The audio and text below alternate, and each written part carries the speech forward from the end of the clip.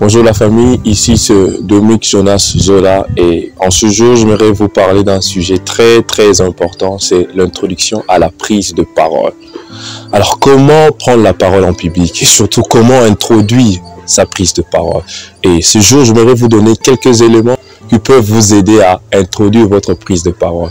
Le premier élément, faites le recours à l'histoire. C'est quoi le recours à l'histoire? Parlez d'une histoire qui peut être une légende ou voilà, c'est un mythe, ça n'a jamais existé, ou même une véritable histoire. Parlez de ça avant d'introduire votre prise de parole. Par exemple, hier soir, quand j'étais avec mon enfant, il m'a posé une magnifique question. Il m'a dit, maman, papa, comment on fait le bébé? Je n'avais aucune réponse à lui donner. C'est pourquoi je me suis dit, je voudrais vous parler de comment on fait le bébé et surtout comment répondre à cette question. Vous voyez, cette histoire que je vais les raconter, peut-être elle est si petite, mais elle met dans la tête de ceux qui vous suivent une forme d'accroche. Il reste pour vous suivre quelle sera la suite de votre prise de parole. Le deuxième élément que vous pouvez utiliser pour introduire votre prise de parole, c'est l'appel à la visualisation.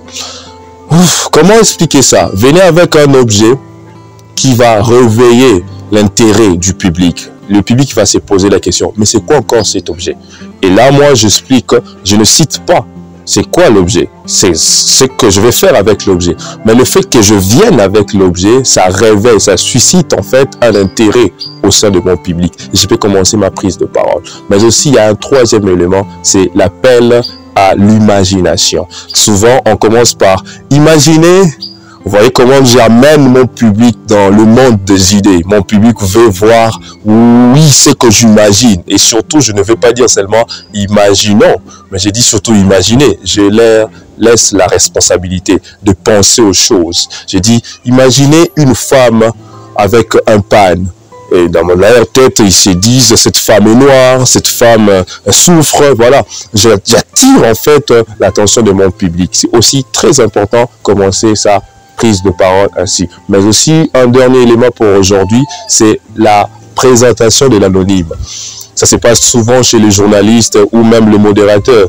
Écoutez, je vous dis, il a été plus grand dans les années passées. Il a été 5 fois champion du monde. Je ne sais pas de qui on parle, c'est l'anonyme.